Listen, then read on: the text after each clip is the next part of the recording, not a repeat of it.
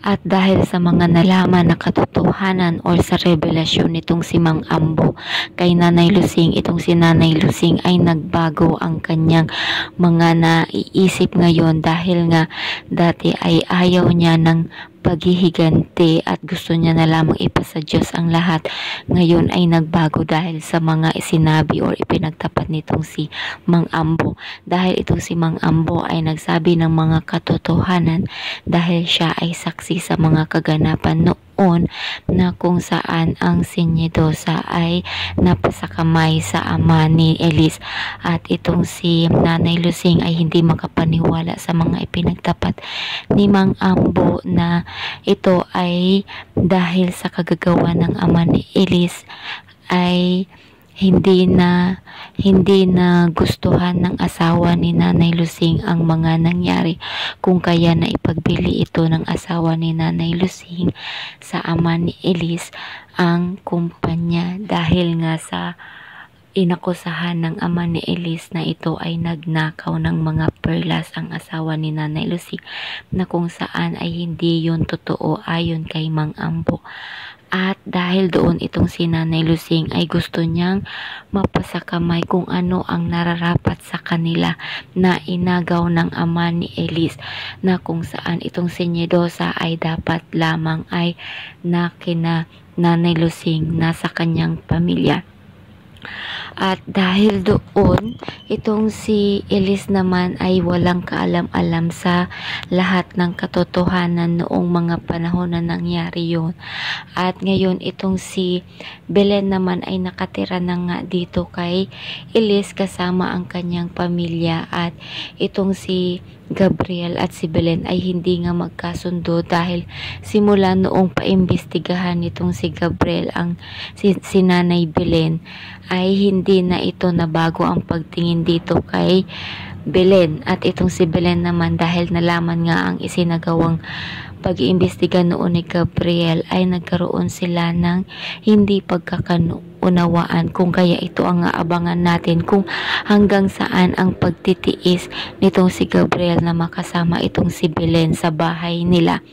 At itong si Hope naman ay nagkasakit nga dahil nga sa stress. At itong si Jake ay lagi naman itong nasa kanyang tabi at tinutulungan ito para makarecover. At dahil nga nagkasakit itong si Hope ay bumisita itong si Jake sa kanilang bahay at pumunta ito sa kwarto para pangitiin itong si Hope at sinubuan pa nga ito ng soup para gumaling ito agad. At hindi inaasahan itong si Elise ay umuwi at nadatnan itong si Hope at si Jake na magkasama sa kwarto. At galit na galit itong si Elise nang madatnan niya ang dalawa dahil wala raw karapatan itong si Jake na pumunta sa bahay at lalong-lalo na sa kwarto nito. At sinampal pa nga ito ni Elise itong si Jake dahil nga sinagot pa ito ni Jake si Elise dahil nga wala naman daw silang ginagawang masama. At bigla namang dumating itong si Gabriel at inawat itong si Elise dahil nga hindi maganda ang trato nitong si Elise kay Jake. At ito ay bumibisita nga lang din daw. Subalit galit na galit pa rin itong si Elise dahil galit na galit siya kay Jake. At syempre itong si Belen ay wala namang nagawa kundi nasa likod lamang nitong si Elise. At panay lamang tingin itong si Belen. At hindi na rin nakapagpigil si Hope at sinabi rin ni Hope na wala daw silang ginagawang masama. At galit na galit pa din itong si Elise at wala siyang kakampi dahil lahat ay panik kay Jake. At ngayon ay ito namang si Marisa ay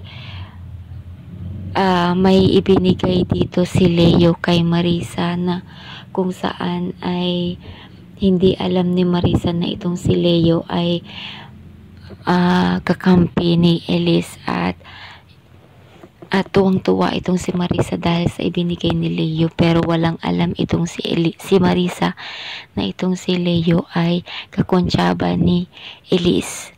At Ngayon, ito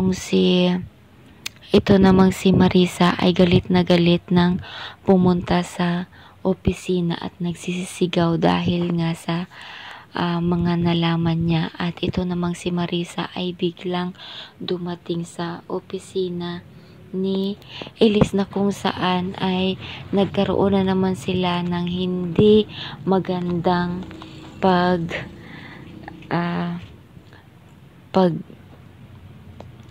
pag-uusap at kaharap ang kanilang mga empleyado na kung saan itong si Marisa ay hindi talaga nagpapatalo dito kay Elise at kukunin niya talaga ang lahat-lahat dito at aabangan natin kung saan itong si Nanay Lusing ay malalaman na ito ay hindi tunay na anak itong si Marisa dahil ito ay baog at malalaman din na nagkaroon itong si Belen ay nagkaroon ng relasyon dito sa asawa ni Belen. So, ayan guys, ang tutunghayan natin sa Ang Sayo Ay Akin. Marami pang revelasyon na magaganap dito sa Ang Sayo Ay Akin na kung saan ay itong si Marisa nga at si Elise ay malalaman nga ba na sila ay half sister dahil nga sa nagkaroon ng relasyon itong si Belen at ang asawa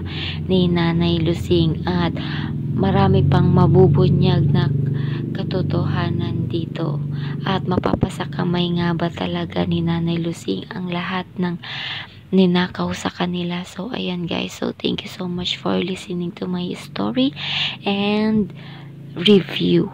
Yan. And this is only my duty sa Ang Sayo Ay Akin. So thank you so much for listening. Bye.